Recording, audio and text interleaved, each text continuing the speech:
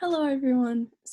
I did my policy analysis on the reproductive rights of incarcerated women and the policies that go along with that. It's not like all the other policies where it's just like one, just one law that was created. It's multiple. So, the topics that will be discussed is the overview of the policies, the background, social analysis, economic analysis, political analysis, administrative analysis, and the policy reforms and personal views on the topic. An overview of the policies. These policies were designed to allocate rights to incarcerated persons. They were designed to define the rights for incarcerated women. That is the targeted group for this policy. It's not specified by race, ethnicity, and stuff like that. It's just incarcerated women. And I think the major goal of it was to identify the issues that women have and the special needs that need to be covered, especially with like reproductive care and contraceptives and parenting and stuff like that.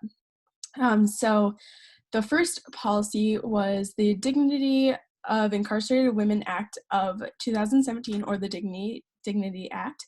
It was introduced on July 11th of 2017 by a Democratic Senator Cory A. Booker from New Jersey. In short, this law was designed to create a basis for treatment of women in prisons, discussing topics like treatment of primary caretaker parents, so women that were incarcerated that are the primary caregiver for their families. Placement of prisoners, so determining where prisoners should be placed based on the proximity to their homes and if they have children.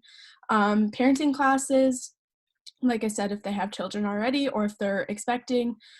Healthcare and hygiene products like tampons, pads, sanitary products, even stuff like lotion and body wash and like all the like little things.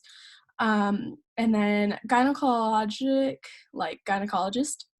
access, and also the training of correctional officers, so that they are aware of the various things that need to be done, how to assess for risks, and how to determine like what needs to be done, like pregnancy tests, providing oral contraceptives. Like a lot of women don't take contraceptives for just birth control, so determining what access needs to be done, what exams need to be done, and how that will impact the women.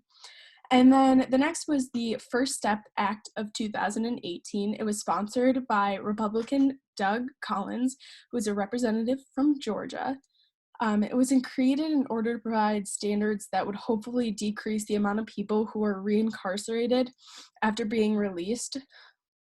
It discusses various things such as risk assessments, like I said, amending the Prison Rape Elimination Act of 2003, which we discussed in class, and then mentoring young girls, mentoring young adults, employment and substance abuse treatments, because a lot of women do come in, and even if they're pregnant and they go into the prison system, they could have a drug addiction issue that needs to be cared for and treated, and see what they can do. So next is kind of the background of it. It's been an ongoing issue for many years. In recent years, it's kind of developed greater. Previous addressed issues within the system include shackling and restraining of pregnant women, access to health providers, allowing them to have that access to healthcare, the cost of healthcare for prisoners, which we will get into later with the economic analysis, the assisting in mothers of care of their families while incarcerated, and there's a lot of stories told about poor treatment regarding women in prison. So that's an issue that's kind of like been reoccurring. They weren't addressed previously because it wasn't talked about. In recent years, the number of women in prison has skyrocketed. In the United States, we have the largest portion of incarcerated women in the world. In 2018, there were approximately 112,000 women in federal and state prisons and 110,000 in jails. Laws regarding like the shackling and restraining of pregnant inmates didn't start to be discussed until 2012 at the state level. So federally now, like a lot of pregnant women aren't allowed to be shackled or restrained or anything, especially during labor, because that was an issue, is that women were being cuffed while they were in labor in the hospital. And then lastly, the stories, a couple of the ones that I've heard were from women that needed reproductive health care and were denied. One woman was denied cervical cancer treatment for 7 months, and another was denied medical care when she reported to a correctional officer that she was going into labor and her water had broke, and she actually ended up losing her baby. So that's just something like I wanted to throw in there. The social analysis, a major cause of the problems appear as a lack of change within the prison system over time, inadequate resources available to incarcerated women, like the parenting classes, the healthcare, the gynecologic visits. I don't think I'm saying that right, but the need for further funding and training of correctional officers, which I discussed, and that was a major part in my research, was them expressing that a lot of male correctional officers, not saying they're uneducated, but a lot of the information I was finding was that they weren't trained on how to handle women's issues and like reproductive rights. The goal of the policy is obviously to incorporate civil rights and human rights into the treatment of incarcerated persons, and to maintain health for women within the prison system by giving them adequate ability to maintain current pregnancies, their families, if they have young children, and other forms of reproductive care if they're pregnant and they want to see options for adoption if they don't think they can care for their baby, abortion if that's required, and just like treatment of pre-existing issues. And social analysis continued. Conflicts in social values could be that a lot of people don't believe that they deserve the same rights based on their criminal actions. Some feel incarcerated persons should not have access to their children because of possible like bad influences. And lastly, the question arises, are women able to be adequate parents and maintain themselves to have healthy pregnancies and maintain a good health and care for their children while they're in prison? I think that's where the parenting classes kind of come into play and the education from like social workers and stuff like that. So the economic analysis, obviously this is a big part of a lot of things we talk about in this class, is money. Money is a driving force of a lot of things. So as many women are incarcerated in state and federal prisons, funding is governmental, whether it's state funding or federal funding. It is assumed, I think the biggest conflict is the assumption that the policy changes and providing this extra healthcare to women and the reproductive rights will change. It will change the way money is distributed, and it will increase the cost for taxpayers. And I think that's one thing that a lot of people don't want to pay for, is other people's healthcare. I think that's a major issue in our country right now.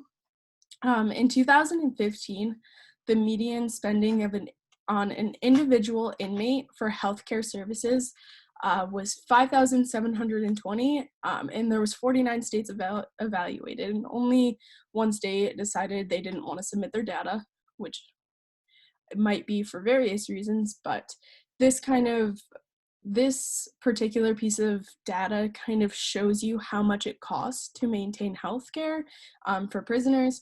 Some states went all the way up to like $20,000 in what they spend per inmate. I know New York was around $7,000 for one inmate. And I think that's can show how much of an economic issue this is. And then prisoners actually are often charged very high copays, like hundreds of dollars. And typically, if an inmate chooses to be employed while in prison, they can make up to like $1 an hour. and being expected to pay $500 to have an OB/GYN exam seems a little outrageous to normal everyday people who make minimum wage. So it makes it more difficult for them to access different reproductive health care. And then lastly, many of the incarcerated women, as we know, have very low incomes. We've talked about this before, is that people in poverty and people of certain races are more likely to be incarcerated. So it makes it unobtainable for them to afford the services they may need, the healthcare they may need, and stuff like that. So the political analysis, the government, state or federal, has great power over this, as I previously said. Um, right now, this policy is more compatible with the climate we are in, just due to the fact that the rates of incarceration of women is increasing greatly, and it wasn't typically an issue previously. Some of the political support has been encouraged by different groups like the ACLU. I know that various states have their own ACLU, the American Civil Liberties Union, like Pennsylvania and New York State. And then the National Commission of Correctional Healthcare, which focuses on healthcare for all correctional facilities, all inmates, every person. And then the National Women's Law Center. So administrative analysis, if actions are followed out correctly, the benefits could reach almost all women in a prison system. I feel very strongly that that's true. Change within this issue, it's an ongoing process that needs to be worked through. It requires intentions from people, like the right intentions. It requires a lot of interventions to be done and continued, not just for like one or two people. It has to be across the board. Participation from healthcare workers, correctional officers, and the government ensures that these changes will be made and the right people are being educated. A barrier to achieving success is obviously funding, which is a barrier to success for a lot of organizations. And that comes into play with providing training for COs and social workers to deal with incarcerated women and to identify their reproductive rights and provide them with the resources that they need. So policy reform, there has not been any recent reform within these policies as they were introduced only a few years ago. I know some of the articles discussed further about the shackling and restraining of pregnant women. Another one discussing funding and discussing if women should be able to raise their babies if they deliver while they're imprisoned. So different variations such as that. Funding through the government, which obviously actions taken by the organizations could allow for changes to be implemented if they feel necessary. I know that a lot of the organizations that I previously listed, especially the ACLU, focuses a lot on what areas need to be reformed for women in prison. So I think through that, a lot of the reforms that need to be done through educating people, that will happen.